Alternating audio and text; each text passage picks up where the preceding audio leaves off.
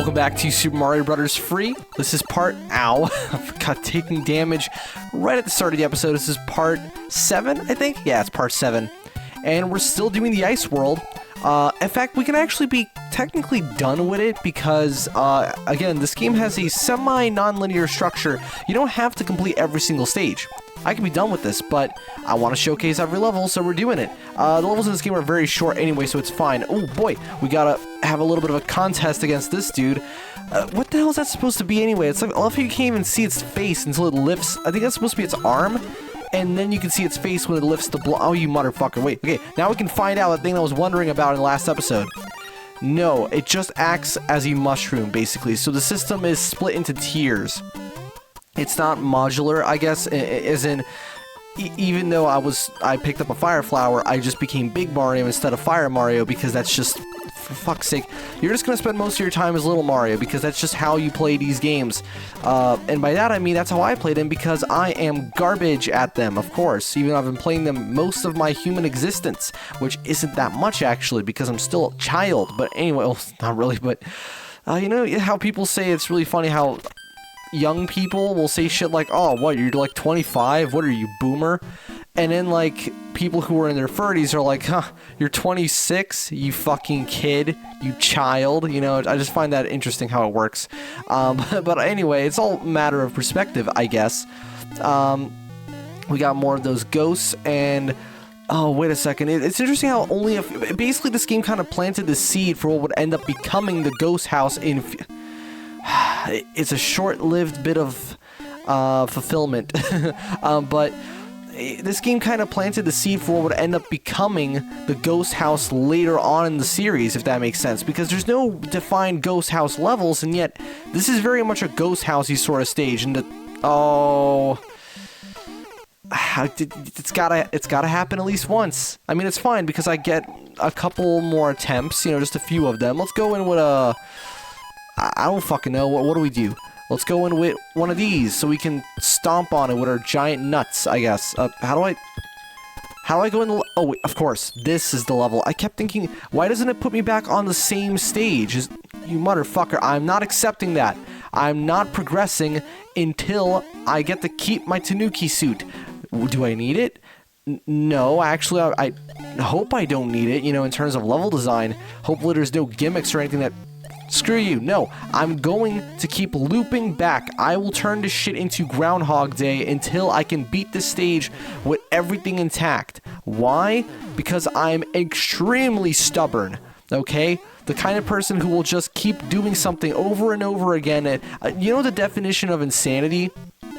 That being doing the exact same thing, hoping to get a different result. I very firmly believe in disregarding such a... Oh, motherfucker. No, I'm gonna go... Oh, wait. It's supposed to send you like that. Okay. Well, what do we do now? Ooh, the whole screen is scrolling. That must have been insane for back then. Okay, well, we're just gonna... Fuck it. Take the hit, move through here, and hopefully we're going to... Yep, we're just gonna have a little fight with the dude. What's his name again? Boom Boom, I think?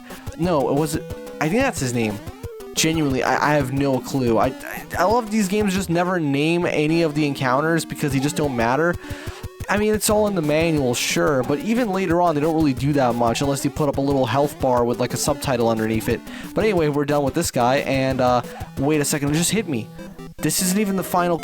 We're not done with the Ice World. God damn, how long are the worlds in this game? Like, how long do they get? Because look at this. Oh no, okay. That was just a little pre-castle, and now we have the real one.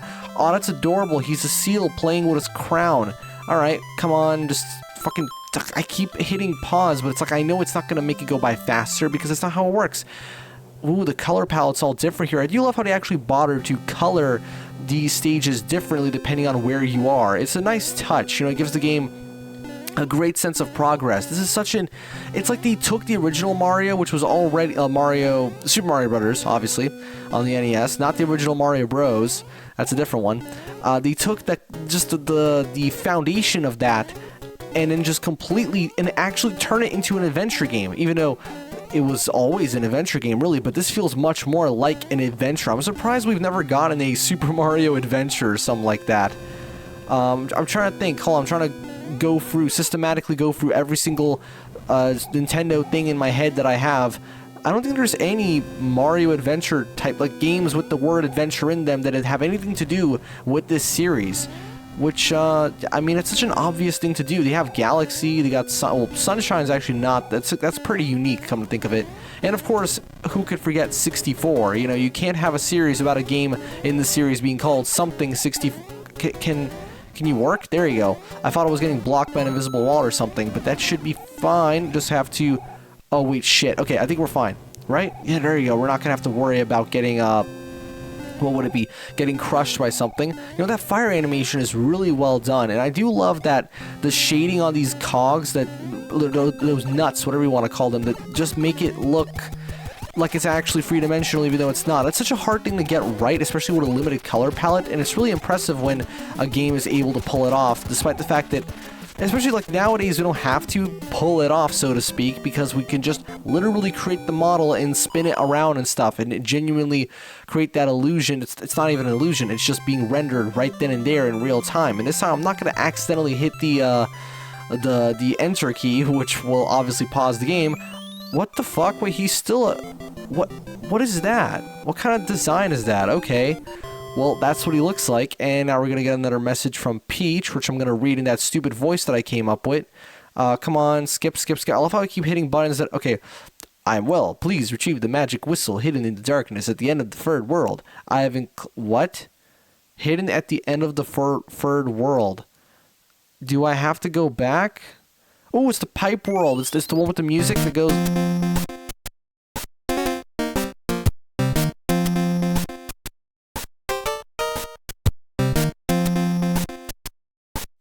I love blues too, dude. Actually, I don't like blues that much, but that's what that is. That's blues. Of course, the pipe world would have blues music in it. No, I'm just kidding. Wouldn't it make more sense to have it sound more like bluegrass? Because grass being green and everything's green here. You know, when I first saw people joking about the pipe world, back when I was a kid, I had no idea what they were talking about, and now I do, and I think it's... Oh, don't tell me I'm gonna have to pick the right pipe, because that is so... Oh, I am. Oh, come on, that is evil. I mean, it's not unjustified, so to speak, but it's not the kind of level design that I find all that appealing. Just like, yes, go into the right thing, or you have to go back a little bit and do it again. Although I do like how, look at what they've done with the background. It's not just pitch black, it has these slightly dulled, like darker looking pipes to create like the sense of perspective and depth in the level, to make it look like there's more to it than just one layer.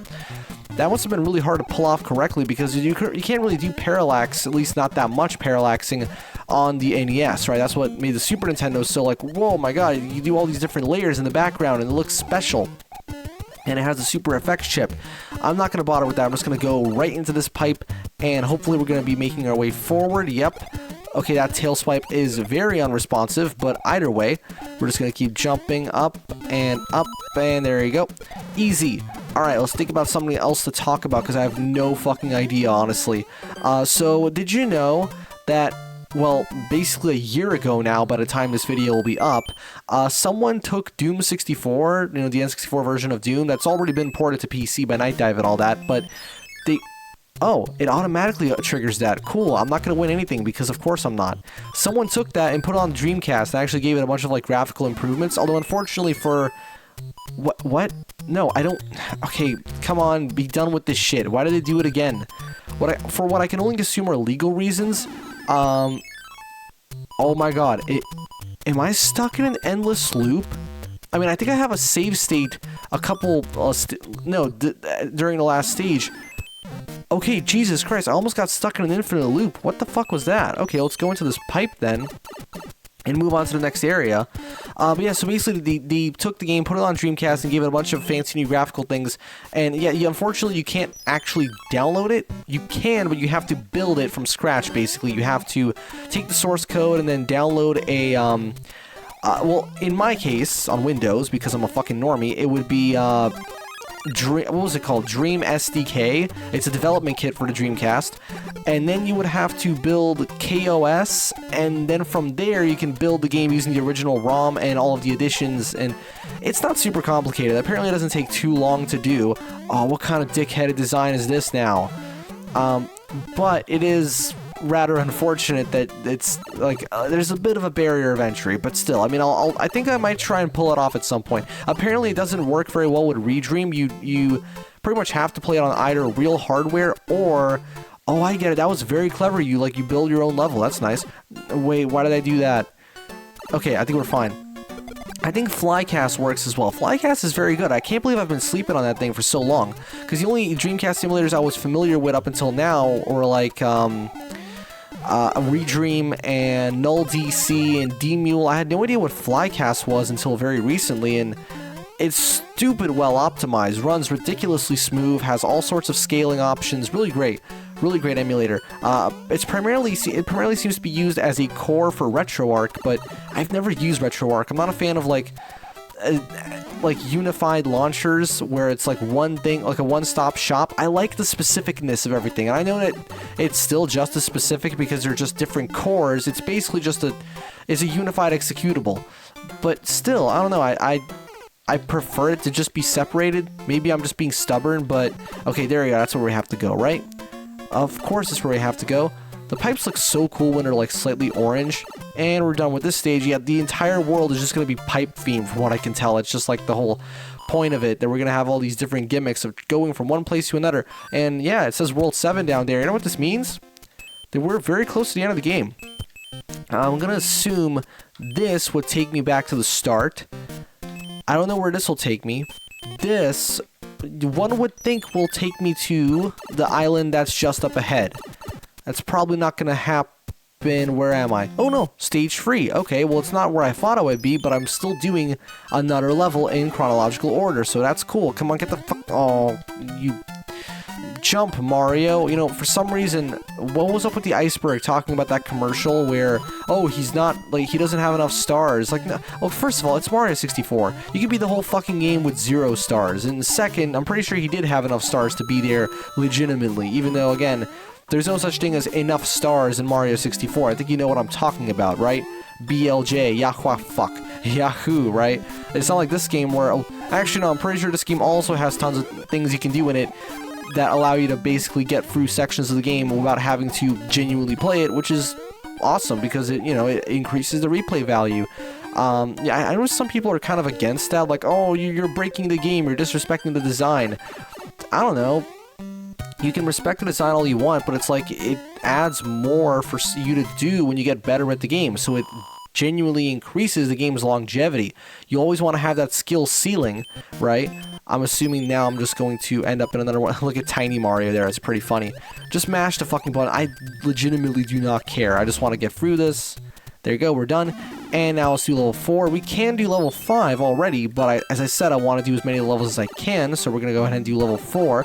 So I imagine the game would ultimately be a little bit shorter if I weren't playing it in this more showcasey kind of way, where I'm showcasing as many of the levels as I can get my hands on, right? Assuming there's no, like, secret levels, or I doubt that. Actually, no, I wouldn't put it past them to do that. I mean, Mario World has secret levels, right? Also, this is an underwater auto-scroller. I think I found the definition of hell. I've always been a fan of, like, tiny versions of sprites, of, like, characters with their, you know, they're designed, it looks a certain way, and then they make a really tiny version of it that's, like, super minimalistic and simple, and, oh god, what's going on? I have no idea where I am relative to everything else, because it's scrolling, and I can't see the floor, so now I'm basically just kind of swimming on instinct. I have no idea how to... Look, okay, well, just don't get hit by that thing, that's for sure, right? There you go. Okay, so... riveting commentary, but seriously, it's like, you know, it's interesting how just a simple blue background can create this perfect illusion of, like, yep, I'm in an... That's actually kind of horrifying. Oh, thank god, okay, there's the ocean floor.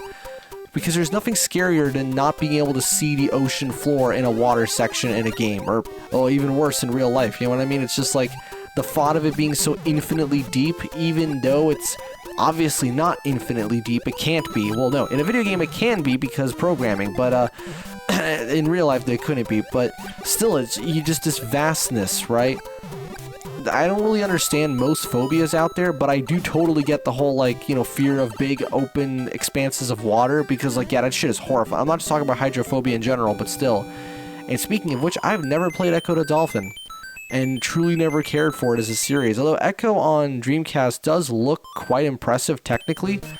There you go, we can move over here, scroll the screen a bit, and play one more stage. Well, actually, a few more stages for the episode. I just meant, like, one more in terms of that's not how pipes work, but apparently we're down here. Whoa, this feels like something out of the original Mario Bros. And look at the way the screen scrolls. Why do I find that impressive? I think it's because when you place yourself in these virtual limitations, I think that's why I enjoy...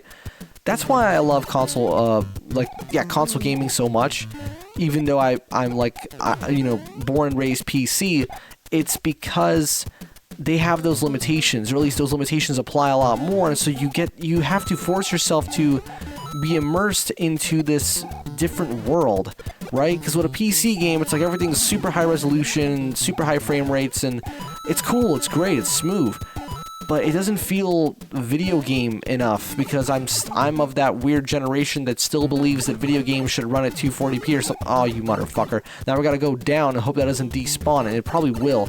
I imagine that... Okay, what's this gonna... There's gonna be another fucking block. Oh, there wasn't a block, but that thing's despawned, hasn't it? Yeah. Oh no, what'll I do about my extra lives? Because I keep dying so much. Oh, you dick. Okay, now I'm gonna have to go back, and I'm assuming it's gonna send me... It's gonna tell me to go... Yeah, it's gonna tell me to fuck off. Go all the way back here.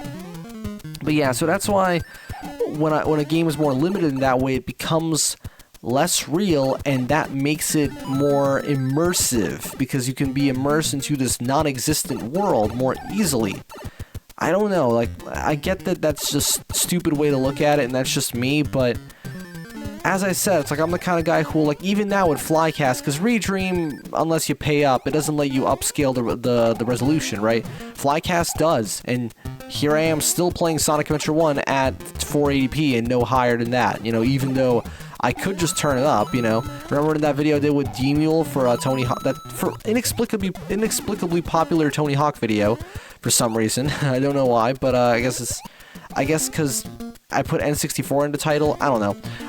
And I was, you know, emulating that shit at, like, you know, my native resolution, and it took up a lot of VRAM though. Flycast does not do that. It runs just as high res, but it doesn't need anything from your computer. My graphics card doesn't even realize it's playing a game. You know, it's ridiculously smooth and optimized. I gotta try it out on some even weaker hardware that I can get my hands on. It's really fun experimenting with different ranges of Oh my god, this is a fucking Mario Maker level, seriously. Now I'm gonna have to somehow... Oh wait, that wouldn't even help me anyway. Basically, I just have to go back up now. And... Oh no, this is a room filled with these fucking ice blocks. Grab Fro. Grab Fro. Oh, for fuck's sake. This is riveting gameplay. No, actually, where does the word riveting come from? I guess it's from rivet, from spin. I don't fucking know. Come on, grab it. You... Doesn't fucking... Oh, I can like rapid fire grab... Wait, why did I do that? Why did I do that? That doesn't benefit me at all. Go back up. I'm sure that was one of those troll pipes that's not actually supposed to be there. Do people still say troll? Like internet troll. Is that a thing? Do you guys remember the troll face? And that Russian song that absolutely took the internet by storm. I'm not even going to try and sing it because, well, quite frankly, I'm not in the mood for singing right now. And also because if I sing it too accurately, it might be, ooh, copyright, but whatever. But, you know, you remember that song, right? Apparently it's actually like a popular Russian song. I'm not sure exactly, like a composition that, was it ever popular on their radio? I'm not sure. I have no idea what's popular on radio to begin with. I'm pretty sure I'm going the wrong way though, right? I shouldn't be... Where am I? Oh no, okay, I am going the right way. What's gonna happen if I do this? Oh, it's just a unique stage where I get fucking killed. Okay, well, let's do it anyway. Let's see what we got. So, oh fuck. How do we do this? So we wait until he's done shooting, then we jump over, of course. It's just a little platforming challenge, so there's basically more levels than what the game actually leads you to believe based on the... Yeah, oh no. Oh fuck, this is a Kaizo level in an official Mario game. This is like a Karibo shoe... You know, they want me to use the Karibo shoe, right? To get past this super easily, but I don't have the Karibo shoe. So now I'm gonna have to make these absolutely death-defying jumps. Like, literally, because my lifestyle determines my... Fuck. Oh god, okay, I can foresee myself. Actually, wait, no, it's not so hard. The level design is still mostly fair. You gotta remember, this is an official stage, meaning that they have to keep it reasonable, otherwise no one's gonna buy the game. Well, actually, at this point, you've already bought the game and played it for several hours, so... Although I can't imagine playing it... That's not how pipes work, guys. Oh, we get a P-Wing. Cool, so these are like little bonus stages which give you rewards. I think we've actually played a couple of them so far. I think that's actually a pretty good spot to end the episode. I think I'll continue with the pipe world. God, a fucking pipe world. That's just the best gimmick. We'll continue with this world in Part 8 of Super Mario Bros. Free, and then at some point, maybe Part 9, we'll be done with the whole series, because this is World 7, as we all know, all these games have 8 worlds. So I'll see you guys then in Part 8 of Super Mario Bros. Free.